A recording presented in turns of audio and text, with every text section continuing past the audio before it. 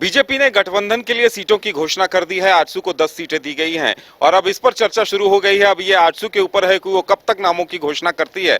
लेकिन अगर नामों पर गौर किया जाए तो कई नाम ऐसे हैं जो जगजाहिर हैं। सुदेश महतो सिल्ली से तय हैं, गोमिया से लंबोदर महतो और रामगढ़ से सुनीता चौधरी तय हैं। इसके साथ साथ अगर देखा जाए तो हरेलाल महतो ईचागढ़ से तय हैं और रामचंद्र सहित पूर्व मंत्री रह चुके हैं वो जुगसलाई से तय हैं। बाकी और सीटों को लेकर चर्चा करेंगे। हमारे साथ मदन है। मदन, देखिए, इतनी सीटों पर हर कोई जान रहा है आजसू का कहां कौन उम्मीदवार होगा, लेकिन बाकी जो सीटें हैं, अगर डुमरी की बात कर ली जाए तो डुमरी में बड़ा दिलचस्प मुकाबला होगा। काफी हॉट सीट होगी। जयराम महतो वहां से खुला ऐलान कर चुके हैं कि इस सीट पर उनकी दावेदारी है। जो टाइगर हैं यानी जगन्नाथ महतो, उनके बेटे भी चुनाव मैदान में होंगे। तो इस तरह से काफी दिलचस्प मुकाबला इस बार दिखेगा वहां। बिल्कुल, देखिए, वैसे तो झारखंड में कई सीटें हैं जो हॉट सीट बनती हुई नजर आ रही है। चंपई सोरेन जो कि बीजेपी का दामन थामे हैं जेएमएम का छोड़कर, उस पर भी सबकी निगाहें होगी। सरयू राय जो कि जेडीयू में शामिल हुए हैं, वो पूर्वी से बन्ना पश्चिमी शिफ्ट हो रहे हैं और बन्ना गुप्ता को चुनौती देंगे। ऐसे ही अगर आप देखें तो सिल्ली भी काफ़ी हॉट सीट बनता हुआ नजर आ रहा है कि आजसू सुप्रीमो सुदेश महतो खुद वहाँ से चुनावी मैदान में होंगे और एक तरह से त्रिकोणीय नहीं बल्कि चौकोनीय मुकाबला जो है होता हुआ दिख रहा है। पहले तो सिल्ली आजसू से सुदेश महतो होंगे, दूसरा जयराम की पार्टी से देवेंद्र महतो होंगे, तीसरा अमित महतो अपनी पार्टी से होंगे और चौथा जेएमएम अगर अपना उम्मीदवार देता है तो 4 दलों के बीच जो है सीधी टकराहट की स्थिति वहां भी दिख रही है। 10 सीटों की अगर हम बात करें तो सबसे पहले सिल्ली की बात करते हैं। सिल्ली में सुदेश महतो लड़ेंगे जो कि आजसू के सुप्रीमो हैं। दूसरा सीट जो है महत्वपूर्ण वो है रामगढ़ का अगर आप बात करें तो सुनीता चौधरी वहां से फिर से एक बार उम्मीदवार बनाए जाने के लेकर के पार्टी ने निर्णय ले लिया है। अब उनका मुकाबला ममता देवी से होता हुआ दिख रहा है क्योंकि ममता देवी को कोर्ट ने राहत दी है। वहीं अगर तीसरे सीट की बात करें तो ईचागढ़ से जिस पर जिस था, बीजेपी कार्यालय तक पहुंचकर कुछ कार्यकर्ताओं ने अपने नेता को उम्मीदवार बनाने की मांग भी की थी। ऐसे में हरेलाल का जो है हरा झंडी दिखता हुआ जरूर दिख रहा है क्योंकि अब हरेलाल के नाम पर एक तरह से पार्टी ने मंजूरी दे दी है। वहीं चौथे सीट की बात करें तो मांडू से तिवारी महतो जो है उम्मीदवार लगभग तय कर लिए गए हैं।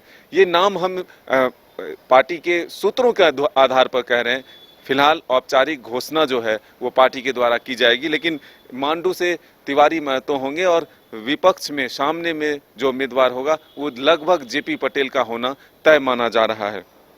वहीं जुगसलाई की बात करें तो रामचंद्र सहित जो कि पूर्व में मंत्री भी रहे हैं, आजसू के वरिष्ठ नेता हैं, उनका भी टिकट फाइनल है। अगर डुमरी की बात करें तो डुमरी में 2 नाम फिलहाल सामने आ रहे हैं क्योंकि यशोदा देवी का नाम तो आगे है लेकिन 2 बार वो चुनाव हार चुकी हैं और इस बार राजू महतो और जयराम महतो के बीच या बेबी देवी के बीच अगर सीधी टकराहट की स्थिति बनती है तो आजसू भी अपना नया समीकरण देने के मूड में है और 2 लोगों की टकराहट में अगर फायदा हुआ तो आजसू भी बाजी मार सकती है क्योंकि बीजेपी का वोट भी आजसू के साथ होगा। तो ऐसे में डुमरी से दुर्योधन महतो और यशोदा देवी का नाम जो है काफी चर्चा में है। वहीं छठे सीट की बात करें तो पाकुड़ से अजहर इस्लाम जो है वो उम्मीदवार होंगे क्योंकि अकील अख्तर जो है पहले ही पार्टी छोड़ चुके हैं। और सीधे तौर पर अगर हम 8वें सीट की बात करें तो लोहरदगा से 2 नाम अभी सुर्खियों में हैं, कमल किशोर भगत और कमल किशोर भगत की पत्नी नीरू शांति भगत और दूसरा नाम देवशरण भगत। इनका मुकाबला रामेश्वर उरांव जो कि अभी मंत्री हैं। और अगर 10वें सीट की बात करें तो गोमिया और मनोहरपुर, ये 2 सीट है। 9वें नंबर की सीट है गोमिया। लंबोदर महतो वहां से उम्मीदवार तय कर लिए गए। गोमिया में भी इस बार दिलचस्प मुकाबला दिखेगा। जोगेंद्र महतो जो पहले आजसू में हुआ करते थे, फिर जेएमएम से विधायक बने थे, उनके बाद उनकी पत्नी भी विधायक बनी थी, तो इस बार लगता है वहां भी जोरदार मुकाबला दिखेगा। बिल्कुल, जयराम की पार्टी भी है, वहां त्रिकोणीय मुकाबला जो है होने जा रहा है।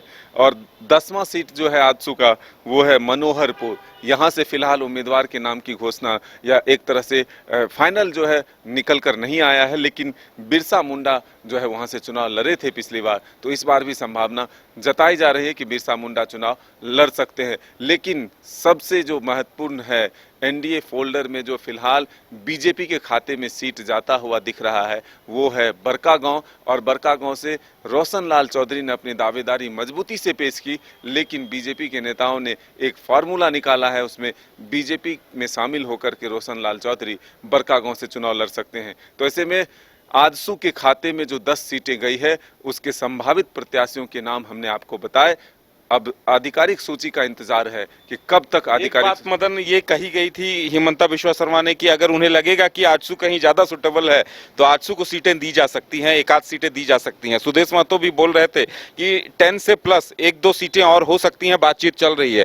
तो ऐसे में कुछ सीटें ऐसी हो सकती है जैसे जामताड़ा को देख लिया जाए, या फिर राजमहल की तरफ एक आध सीटें ऐसी हो सकती हैं जहां बीजेपी को अगर कोई बड़ा चेहरा, बड़ा कोई ऐसा नहीं मिलता है जो चुनाव जीत सके, तो ऐसी सीटें भी आजसू को दी जा सकती हैं, ऐसी संभावना जताई जा रही है। बिल्कुल, देखिए एक टुंडी पर भी चर्चा जोरों से है कि आखिर टुंडी किसको जाता है, क्योंकि आजसू टुंडी पर भी अपनी दावेदारी दे रहा था, और जामताड़ा जैसे जगह पर जो है आजसू ने कहा है कि बीजेपी से मजबूत स्थिति में हम हैं, अगर हमें मौका मिलता है तो हम इस सीट को निकाल सकते हैं। हालांकि वहाँ मंत्री इरफान अंसारी से सीधा मुकाबला होगा, और इरफान अंसारी जो है वो तीसरी बार कहें तो विधायक बनने को जाएंगे। तो ऐसे में हम ये कह सकते हैं कि जब एक मजबूत पकड़ वाले नेता हैं और वो वोटरों की जो आबादी है, जो एक तरह से समुदाय आधारित जो वोट है वो जो डिसाइडेड होता है, वहाँ पर कहीं ना कहीं बीजेपी की मुश्किलें जो है बढ़ती है। तो ऐसे में आजसू अपनी दावेदारी जो है जामताड़ा के लिए भी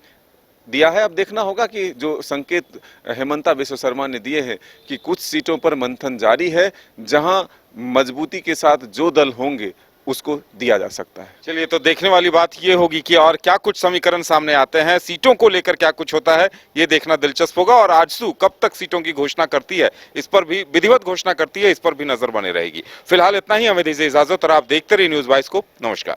घर के लिए ग्रोसरीज की जरूरत हो या चाहिए फल और सब्जी, डेयरी या बेकरी प्रोडक्ट्स चाहिए या beverages, snacks and branded foods चाहिए हो या ब्यूटी प्रोडक्ट्स, अब इनके लिए अलग अलग दुकानों की तलाश हुई खत्म, क्योंकि रांची में खुल गया है केस्टो मार्ट, जो रखे आपका और आपके बजट का ख्याल। हर सामान पर 5% की छूट, होम डिलीवरी की सुविधा भी। आज ही पधारें Kesto mart, one stop solution for every customer's requirements. Call 9153989339.